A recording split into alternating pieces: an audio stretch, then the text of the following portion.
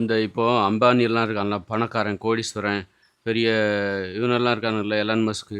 இவன எல்லாத்தையும் வந்து எளிமையானா மாத்த முடியும். இன்னைக்கு அவன்கிட்ட பணம் இருக்க போய் தானே அத வச்சுக்கிட்டு அவன் பெரிய மாளிகையில குடியிருக்கிறதும், அவன் டாய்லெட்ட மனுஷங்க கழுவுறதும், அவன் பாத்ரூம மனுஷங்க கழுவுறதும், அவர் சாப்பிடுற உணவ வந்து மனுஷங்க தயார் பண்ணி அவருக்கு குடுக்கணும். அவர் சாப்பிடுவாரு. இப்படி மனிதர்களை அடிமையா பயன்படுத்தி ஒரு ஆடம்பர வாழ்க்கை வாழுகிற அம்பானிய மட்டும் இல்ல. யாரா இருந்தாலும் சொல்றேன். இவங்க எல்லாரையுமே எளிமையா வாழ வைக்க முடியும். இவங்க எல்லாத்தையுமே வந்து வயல்ல இறங்கி வேல வைக்க முடியும். அது எப்படி சாத்தியம் அப்டின்னா, அந்த பணத்துக்கு மதிப்பு இல்லன்னு வச்சுக்கோங்க. இந்த பணத்துக்கு, தங்கத்துக்கு மதிப்பு இல்ல அப்டின்னா, அப்ப அவரு வந்து எப்படி மத்தவங்கள வேல வாங்குவாரு? அப்ப இந்த இயந்திர அறிவியல் உலகம் 2040ல ஃபெயிலியர் ஆகுது. அப்போ உங்ககிட்ட யார்கிட்ட இருக்கிற பணத்துக்கும் மதிப்பு கிடையாது. நிலத்துக்கு இது என்னுடைய நிலம்னு சொல்லி பத்திரத்த வச்சிருக்கலாம். ஆனா அத போய் அ யாராவது உங்களுடைய நிலத்த பறிச்சுட்டாங்கன்னா, நீங்க போலீஸ்ல கம்ப்ளைண்ட் பண்ண முடியாது. ஏன்னா போலீஸ் ஸ்டேஷனே இருக்காது. நீதிமன்றமே இருக்காது. கவர்மெண்ட்டே இருக்காது. அங்க வேலை பார்த்துக்கிட்டு இருந்த எல்லாருமே வந்து விவசாய நிலத்த நோக்கி ஓடிட்டு இருப்பாங்க. இந்த உலகம் ஃபெயிலியர் ஆயி போச்சு. தவிர்க்க முடியாத தேவை. உணவை உற்பத்தி பண்றதுக்காக எல்லாரும் போயிட்டு இருப்பாங்க. யாரும் வந்து நான் இந்த பணத்த என்கிட்ட இருந்து கோடிக்கணக்கான பணம் இருக்கு. இந்த பணத்த நான் உனக்கு தர்றேன். எனக்கு இந்த வேலைய செஞ்சு குடு அப்டின்னா, இந்த பணத்தினால என்ன யூஸு? ஒண்ணும் பயன் கிடையாது. இத வச்சு எதையும் வாங்க முடியாது. இந்த உலகமே ஃபெயிலியர் ஆயிப்போச்சு. இந்த பணத்துக்கு மதிப்பே கிடையாது. வேணா அடுப்பு எரிக்கலாம். அடுப்பு எரிக்கிற பேப்பரா தான் அது பயன்படும். தங்கத்த வச்சு ஒரு பிரயோஜனம் கிடையாது. இந்த தங்க கட்டிய தரேன், இந்த தங்க நெக்லஸ் தரேன், உன்னுடைய மண்வெட்டிய குடு அப்படின்னு கேட்பாங்க. உன்னுடைய மண்வெட்டிய குடு, நான் அதற்கு பதிலாக என்னிடம் இருக்கிற தங்க கட்டிய தரேன். அப்ப என்ன சொல்லுவாங்கன்னா, அந்த தங்க கட்டிய வச்சு என்ன பண்ண முடியும்? அத விக்கவும் முடியாது. அதுக்கு மதிப்பே கிடையாது. ஆனா என்னிடம் இருக்கிற மண்வெட்டியை வைத்து நான் வயலில் வேலை செய்ய முடியும். குழி தோண்ட முடியும். தங்க கட்டிய விட மண்வெட்டி தான் விலை உயர்ந்தது. விலை மதிப்பில்லாதது. ஏன்னா நீ மண்வெட்டிய இப்ப வாங்கவே முடியாது. எல்லாரும் அவங்க கையில சேர்த்து வச்சிருக்கிற மண்வெட்டி தான் அவங்களுடைய சொத்து. இந்த தங்க நெக்லஸால, தங்க ஆபரணங்களால எந்த பிரயோஜனமும் கிடையாது. பணத்தால நெருப்பு எரிச்சு குளிர் காயலாம் அவ்வளோதான். அடுப்பெரிக்க பயன்படும் பணம் அவ்வளோதான். அப்போ ஒரு அம்பானியோ சரி, பெரிய பணக்காரங்களோ சரி, இன்னைக்கு கோடிக்கணக்கா பணம் வச்சிருக்கிற பெரிய நடிகர்களும் சரி, அரசியல்வாதிகளும் சரி, 2040க்கு அப்புறம் அவங்க எல்லாருமே வந்து அவங்ககிட்ட இருக்கிற பணத்துக்கு வேல்யூவே கிடையாது. அத குடுத்து யாரையும் வேல வாங்க முடியாது. என் வேலை வீட்டு வேலைய செய்யி, என் கார சுத்தமாக்கி வை, உனக்கு சம்பளம் தரேன். இன்னைக்கு 1,00,000 தரேன் அல்லது 50,000 தரேன், 20,000 தரேன். எனது வீட்டில் நீ சமையல்காரராக இரு. அப்படின்னு சொல்றதுக்கு எல்லாம் இருந்துட்டு, இவங்க ஒரு ஆடம்பர வாழ்க்கை வாழ்வதற்கு என்ன காரணம்? இந்த பணமும், இந்த தங்கம் தான் காரணம். வைரம், வெள்ளி இப்படி இது எதுக்குமே மதிப்பு இல்லாம போயிடும். இது ஃபெயிலியர் ஆயிடுச்சுன்னா. இந்த உலகம் ஃபெயிலியர் ஆகும்போது, மின்சார உற்பத்தி, தொழிற்சாலை எல்லாமே போயிடும். இனிமே வர பசங்க தான் அதுக்கு காரணம். இனிமே பிறக்கிற பசங்க என்ன பண்றானுங்கன்னா, இந்த மாரி பணக்காரங்க எல்லாரையும் வந்து "வயல்ல இறங்கி வேலை செய்யுங்கடா" அப்படின்னு சொல்றான். இனிமே பிறக்கிற பசங்க அதத்தான் பண்ண போறாங்க. இவங்கள எல்லாத்தையும் நான் வயல்ல இறங்கி வேலை செய்ய வைக்கிறேன் பாரு. எப்படி அப்படின்னா, இவங்க வந்து இன்னைக்கு இருக்கிற இந்த கல்வி முறைக்கு நான் பள்ளிக்கூடத்தில போய் படிக்கிறதுக்கு விரும்பல. என்ஜினியர் ஆகுறதுக்கோ, டாக்டர் ஆகுறதுக்கோ, விஞ்ஞானி ஆகுறதுக்கோ நாங்க விரும்பல. இந்த உலகத்த நாங்க அடுத்த கட்டத்துக்கு எடுத்துட்டு போறதுக்கு நாங்க விரும்பல. இந்த இயந்திர அறிவியல் உலகம் ஆபத்தானது. இது அழிவை நோக்கி தான் போது. இதோட அடுத்த கட்டம் அழிவு தான். அழிவு தான் மேம்படுத்தப்பட்டு கொண்டே இருக்கிறது. அப்படின்னு தெரிஞ்ச பிறகும் நாங்க எப்படி இந்த உலகத்த போவோம்? இந்த பாதையில நாங்க எப்படி போவோம்? இந்த பாதை அழிவில் தான் முடியுது அப்படின்னா, நாங்க எப்படி இந்த அழிவை நோக்கி நாங்க போவோம்? போமாட்டோம். அதனால இயற்கையோட இணைஞ்சு நாங்க வாழப்போறோம். நாங்க வாழ்வதற்காக பொறந்திருக்கோம். காதல், அன்பு, பாசம், நட்பு, ஆடல், பாடல், விளையாட்டு, வேட்டையாடுதல் அப்படின்னு சொல்லி ஒரு குடும்பம், ஒரு கிராமம், இயற்கை அப்படின்னு சொல்லி சந்தோஷமா வாழப்போறோம். இந்த மாரி இயந்திர அறிவியல் உலகத்தில வாகனங்களுக்கு ஆசைப்பட்டுக்கிட்டு, வசதியான வாழ்க்கைக்கு ஆசைப்பட்டுக்கிட்டு, வாகன விபத்துகள்ல 10,00,000 பேர் சாவுறாங்க, படுகாயம் அடையிறாங்க. இந்த உணவுகள சாப்பிட்டுக்கிட்டு, கெமிக்கல் மதுபானங்கள சாப்பிட்டு, அ ஒ செத்து போறவங்க, மாரடைப்புல செத்து போறவங்க, கை கால்கள் செ வெட்டப்படுகிறவர்கள் சுகர்ல, இப்படி இந்த மாரி நோய் நாங்க சாவதற்காக பிறக்கவில்லை. இது இது எல்லாருக்கும் அழிவ தான் ஏற்படுத்துது. இந்த அழிவெல்லாம் நாங்க நிறுத்தப் போறோம். இந்த உலகத்துல நாங்க ஒரு விஞ்ஞானியாகவோ, என்ஜினியராவோ ஆவலன்னா, நாங்க படிப்பதற்கு சம்மதிக்கலன்னா, ஒரு மேற்படிப்பெல்லாம் படிப்பதற்கு நாங்க சம்மதிக்காம, நாங்க காதலிக்கவோ, ஆடவோ, பாடவோ, விளையாடவோ போயிட்டோம் அப்டின்னா, ஒரு எளிமையான ஒரு தொழில் விவசாயம், உணவு உற்பத்தி அப்டின்னு சொல்லி நேரடியா ஈடுபட தொடங்கிட்டோம் அப்டின்னா, எங்களால வாகன விபத்துகளால 10,00,000 பேர் சாவறவங்கள நிறுத்த முடியும். அது மாரி இந்த குற்றங்கள நிறுத்த முடியும். போர நிறுத்த முடியும். போர் நடைபெறுவதற்கு படிச்சவங்க தேவ. அணு உலைகளை நிர்வகிப்பதற்கு படிச்சவங்க தேவ. இப்படி அணு உலைகள இவங்க மேற்கொண்டு பண்ணிக்கிட்டே இருந்தாங்கன்னா, அந்த பூமி என்னத்துக்காகிறது? ஒரு விபத்து நடந்தா என்னத்துக்காகிறது? அதனால இதையெல்லாம் மூடணும் அப்படின்னா, நாங்க இந்த இயந்திர அறிவியல் உலகத்துக்கு ஒரு ஒத்துழையாமை இயக்கம். இதுக்கு நாங்க ஒத்துழைக்க மாட்டோம். இந்த உலகத்த அடுத்த கட்டத்துக்கு நாங்க ஏன் கொண்டு போணும்? அழிவை நோக்கி போற இந்த உலகத்துக்கு, உலகத்த நாங்க ஏன்பா கொண்டு போணும்? நான் வாழ்வதற்காக பொறந்திருக்கேன். இது சாவதற்கு தான் இந்த உலகம் வழி செய்யும். 1, 2 பேர் மட்டும் சந்தோஷமா இருப்பான். அது எங்களுக்கு தேவையே இல்ல அப்படிங்கும்போது, இந்த பணத்துக்கு மதிப்பு இல்ல. அப்புறம் படிக்கிறதுக்கு யாருமே விருப்பப்பட மாட்டான். அவன் அந்தந்த வயசுல காதலிக்க போயிடுவான். விளையாட போயிடுவான், ஆட போயிடுவான், பாட போயிடுவான். இப்படி ஒரு குடும்பம், கூட்டு குடும்பம்னு தான் வாழ்ற ஒரு நாடோடித்தனமான வாழ்க்கைக்கு சம்மதிக்கவே மாட்டான். உறவுகளை பிரிய சம்மதிக்கவே மாட்டான். அந்த அளவுக்கு ஒரு பாசக்காரங்களா இனிமே பிறக்கிறவங்க இருப்பாங்க. அப்படி இருக்கும்போது, இனிமே யாரும் இன்ஜினியரிங் படிக்க சம்மதிக்க மாட்டாங்க. ஏன்னா இன்ஜினியரிங்கோ, டாக்டரோ, விஞ்ஞானியோ படிக்கணும் அப்படின்னா, அல்லது கலெக்டருக்காக, ஆசிரியராவோ எந்த ஒரு படிப்பும் சரி, தியாகம் நிறைந்ததாக இருக்கிறது. எல்லாவற்றையும் மகிழ்ச்சியான வாழ்க்கையை தியாகம் செய்வதாக இருக்கிறது. மகிழ்ச்சியான வாழ்க்கையை தியாகம் செய்வதற்கு நாங்கள் விரும்பவில்லை. இதுதான் மகிழ்ச்சியான வாழ்க்கை. இதை தியாகம் செய்துவிட்டு நாங்கள் எதை பெறப் போகிறோம்? மகிழ்ச்சியான வாழ்க்கைன்னா, இப்படி அப்பப்பவே மகிழ்ச்சியா வாழ்ந்துரணும். அந்தந்த வயசுக்கு தகுந்த மாரி ஒரு மகிழ்ச்சியான வாழ்க்கை. 18 வயசு, 20 வயசுல கல்யாணம். 22 வயசுல ஒரு குழந்தை. 30 ஒரு 40 வயசுல அந்த குழந்தைகளுக்கு ஒரு கல்யாணம். அப்புறம் பேரன், பேத்திகள பார்க்க வேண்டியதுதான். இப்படி அடுத்தடுத்து கொள்ளு பேரன், தள்ளு பேரன் அப்படின்னு சொல்லி, நல்லா ஜாலியான இது எல்லாருக்குமே பொதுவானது. நீ சொல்ற இன்ஜினியரிங்கோ, டாக்டரோ, விஞ்ஞானியோ இது எல்லாராலயும் ஆக முடியாது. யா எல்லாருக்கும் டாக்டர் படிக்கிற எல்லாத்துக்கும் டாக்டரா சீட்டு கிடைக்குமா? இல்ல சீட்டு கிடைச்சா தான் எல்லாரும் டாக்டர் ஆயிட முடியுமா? எல்லாராலயும் முடியாத ஒரு விஷயத்துக்கு, நீ எதுக்கு எல்லாருக்கும் எளிதாக கிடைக்கிற ஒரு மகிழ்ச்சியான வாழ்க்கைய நீ ஏன் தியாகம் பண்ற? அப்படிங்கிற அந்த படிப்பினே வந்துரும். மகிழ்ச்சியா வாழ்வதற்கு தான் நம்ம வாழ்ந்திருக்கோம். அப்படிங்கும்போது, ம் மனிதர் மகிழ்ச்சியா வாழ்ந்துட்டாலே, அப்புறம் அதன் பிறகு நம்மளுக்கு கார் கிடைக்காது. அப்புறம் நடக்க ஆரம்பிச்சுருவாங்க. உடல் உழைச்சா தான் வேற வழி இல்ல. இயந்திரங்கள உற்பத்தி பண்ண முடியாது. இயந்திரங்கள் இல்லன்னா, நம்ம உடல் உழைச்சு தான் நம்ம அதிலேயே உடம்பு ஆரோக்கியமாயிடும். எத சாப்பிடக்கூடாதுன்னு மட்டும் தெரிஞ்சுக்கணும். நம்ம இவ்வளோ நாள் கத்து வச்சிருக்கோம். எத பண்ணக்கூடாது, சண்டை போடக்கூடாது, போரிடக்கூடாது. அரிசி, கேழ்வரகு, கோதுமை என்பது ஒரு போதை உணவு, ஊக்கமருந்து போதை உணவு. அத ஒரு 48 நாளைக்கு ஒரு முறை, ஒரு வாரம் சாப்பிடணும். அதன் பிறகு மீண்டும் 48 நாட்கள் உணவு கட்டுப்பாடு. இதான் மனித வாழ்க்கை முறை. இந்த படிப்பினைகளை வைத்துக்கொண்டு, இனிமேல் எளிமையாக வாழப்போகிறார்கள். அதன் மூலம் இந்த உலகத்துல போர் நடக்காது, குற்றங்கள் நடக்காது. இந்த உணவு கட்டுப்பாடு தான். நீ உணவு கட்டுப்பாடு கடைபிடித்தா தான் நீ மனிதராவே வாழ முடியும். நோய் இல்லாம வாழ முடியும். குற்றங்கள் இல்லாம. உணவு கட்டுப்பாடு, அரிசி, கேழ்வரகு, கோதுமை இந்த மாரியான உணவுகளை சாப்பிடாம இருக்கிறதே ஒரு மிகப்பெரிய ஒரு மன உறுதியை வெளிப்படுத்துகிறது. கட்டுப்பாடும், ஒழுக்கம் நிறைந்தவர்களால் மட்டும் தான் இத முடியும். நேர்மையானவர்களால் மட்டும் தான் முடியும். பிறருக்கு இடையூறு செய்து, பிறரை ஏய்த்து வாழ நினைக்கிறவர்களால் இது முடியாது. அப்போ நீ ஆரோக்கியமா வாழணும்னா, அறிவுபூர்வமான வாழ்க்கை உணவு கட்டுப்பாடு தான். முட்டாள்தனமான வாழ்க்கை தான் கண்ட உணவுகளையும் சாப்பிடுறது. அரிசி, கேழ்வரகு, கோதுமையை சாப்பிட்றதெல்லாம் கண்ட உணவுகளையும் சாப்பிட்றது எல்லாமே முட்டாள்தனமான வாழ்க்கை. இது முட்டாள்தனமான வாழ்க்கை. இதை சாப்பிட்டா நோய் தான் வரும்னு தெரிஞ்ச பிறகும் யாராவது அதை சாப்பிடுவாங்களா? இப்போ அரிசி, கேழ்வரகு, கோதுமையை சாப்பிட்டா நோய் தான் வரும் அப்படின்னு தெரிஞ்ச பிறகு யாராவது சாப்பிடுவாங்களா? இல்லை நோய் வந்த பிறகு இனிமேல் இதை சாப்பிட்டீங்கன்னா உங்களுக்கு நோய் அதிகமாகும் அப்படிங்கிற பிறகு யாராவது சாப்பிடுவாங்களா? இன்னைக்கு 1, 2 பேர் கட்டுப்படுத்த முடியாமல் சாப்பிட்றாங்க, போராடுறாங்க. அரிசியை சாப்பிடாம இருக்க போராடுறாங்க. இப்போ நிறைய பேர் நோய் வராமலே அதை சாப்பிடாம இருக்க பழகுறாங்க. இப்போ எனக்கு நோயே கிடையாது. ஆனால் நான் அரிசி, கேழ்வரகு, கோதுமையை சாப்பிட்றதில்ல. ஏன்னா சாப்பிட்டா நிறைய பிரச்சனைகள் வருது. உடல் பருமன், மலச்சிக்கல், அது இது உடம்பு உஷ்ணம், முடி உதறுதல் இப்படி பல பிரச்சனைகள் வருது. சோம்பேறித்தனம் இப்படி பல பிரச்சனைகள் வருது. அதனால அது வேண்டாம் அப்படின்னு சொல்லி ஆரோக்கியமா இருக்கிற நானே தவிர்க்கிறேன் அப்படின்னா, என்ன போல பலரும் அந்த அரிசி, கேழ்வரகு, கோதுமை, மைதா, வெள்ளச்சீனி, நாட்டு சர்க்கரை இந்த மாதிரி அடிமைப்படுத்துகிற உணவுகளை இன்னைக்கு தவிர்த்துட்டு வர்றாங்க. நோய் இருந்தவங்க தான் தவிர்க்கணுங்கிற அவசியம் இல்ல. நோய் இருக்கிறவங்களும் தவிர்க்கிறாங்க. நோய் வரக்கூடாதுன்னு நினைக்கிறவங்களும் தவிர்க்கிறாங்க. அப்ப இனிமே வர வர என்ன ஆகும்? இத தவிர்த்துட்டே இருப்பாங்க. மகிழ்ச்சியா வாழணும், ஆரோக்கியமா வாழணும், பாதுகாப்பா வாழணும் அப்படின்னு தான் நினைப்பாங்க. அதுபோல நம்ம இந்த இயந்திர அறிவியல் உலகம் இன்னைக்கு நான் ஆரோக்கியமா இருக்கேன். ஆனா வெளியில போய் நான் பாட்டுக்கு ரோட்டு ஓரமா போவேன். எவனாவது ஆக்சிடென்ட் என் மேல மோதி என்ன சுக்கு நூறாக்கிடுவான். சிதைச்சிட்டு போயிருவான். ஆனா நான் கஷ்டப்பட்டு என் வாழ்க்கைய பாதுகாக்கிறேன். எனது ஆரோக்கியத்த பாதுகாக்கிறேன். ஆனா நான் பாருங்க வெளியில போயிட்டு எப்ப நான் உயிரோட வாழணும், கடைசி வரைக்கும் ஆரோக்கியமா வாழணும் அப்படிதான் நான் நினைக்கிறேன். அப்படித்தானே எல்லாருமே நினைக்கிறாங்க. ஆனா வீட்ட விட்டு வெளியில போறேன். ஏதோ ஒரு சின்ன தப்பு நான் கூட பண்ணியிருக்கலாம் வாகனத்த ஓட்டும்போது. அதுல ஏற்பட்ட பெரிய விபத்துல நான் செத்து போயிரலாம் அல்லது படுகாயமிடலாம், கை கால்கள் துண்டாக்கப்படலாம். ஒரு எனது பற்கள் உடையப்படலாம். இது எல்லாருக்கும் இந்த வாய்ப்பு இருக்கு.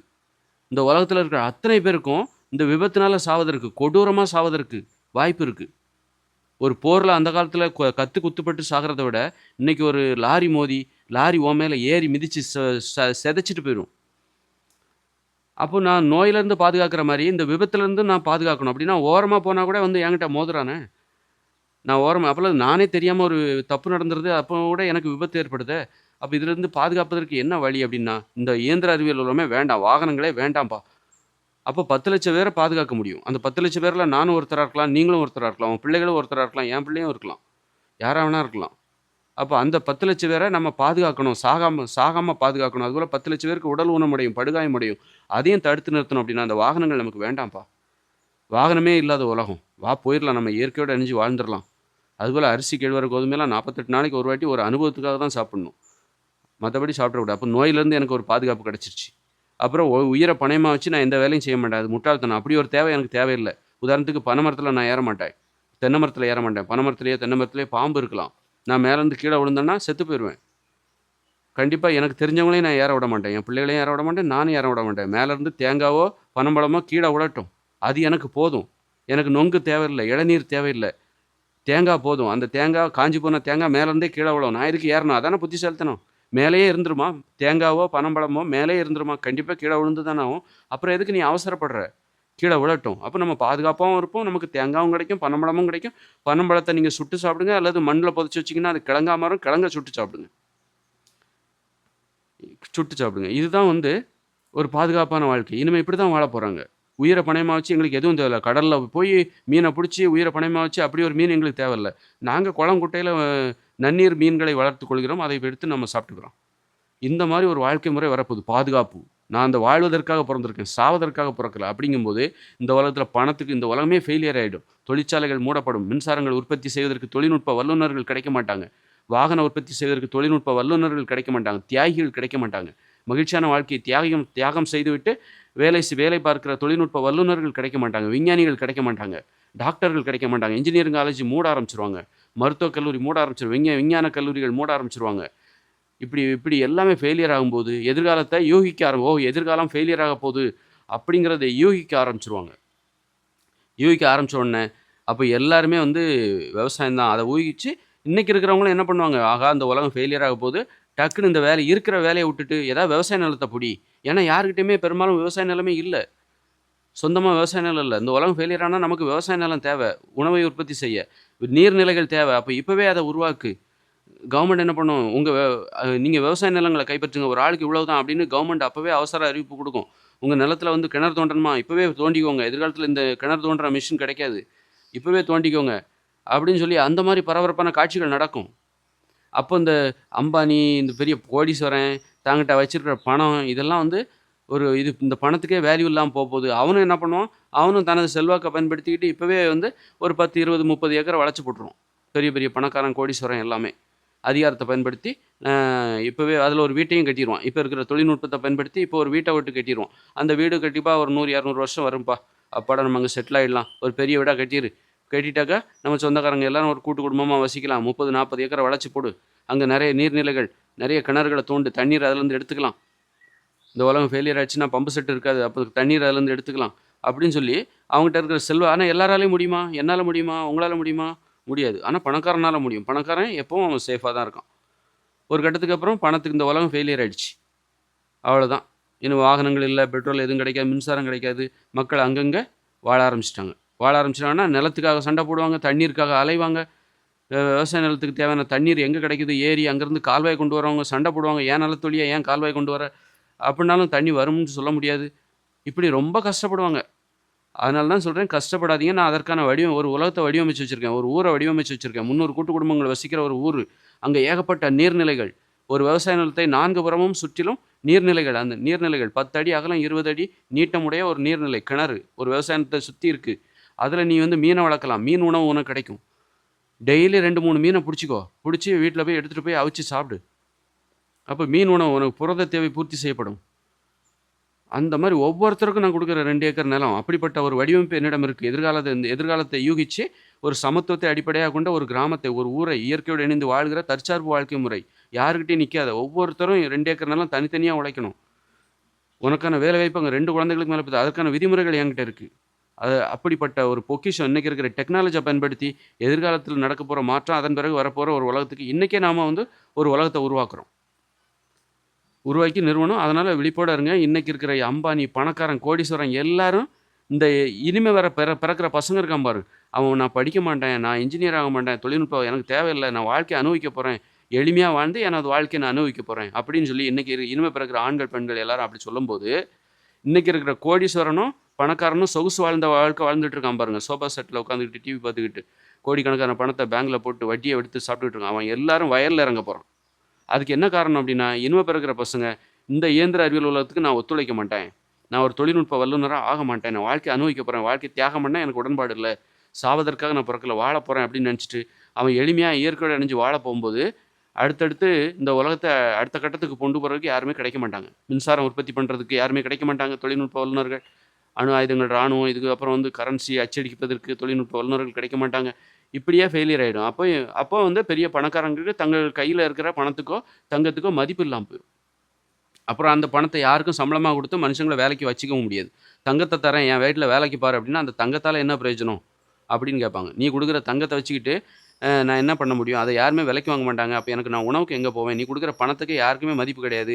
நெருப்பு எரிக்க தான் அது பயன்படும் அப்படின்னு சொல்லிட்டு, இனிமே எப்போதும் இந்த உலகம் இப்படித்தான் போப்போது. மீண்டு வரப்போறதில்ல. ஏன்னா நல்லா தான் இருக்கு. அது எல்லாரும் வரவேற்பாங்க. "நல்லா இருக்குப்பா." கொஞ்சம் கஷ்டமா இருக்கும். இந்த உலகம் ஃபெயிலியர் ஆன உடனே டக்கு டக்குன்னு நிலத்த பிடிப்பாங்க. நிலத்த பிடிச்சிட்டு அங்கங்க செட்டில் ஆக ஆரம்பிச்சுருவாங்க.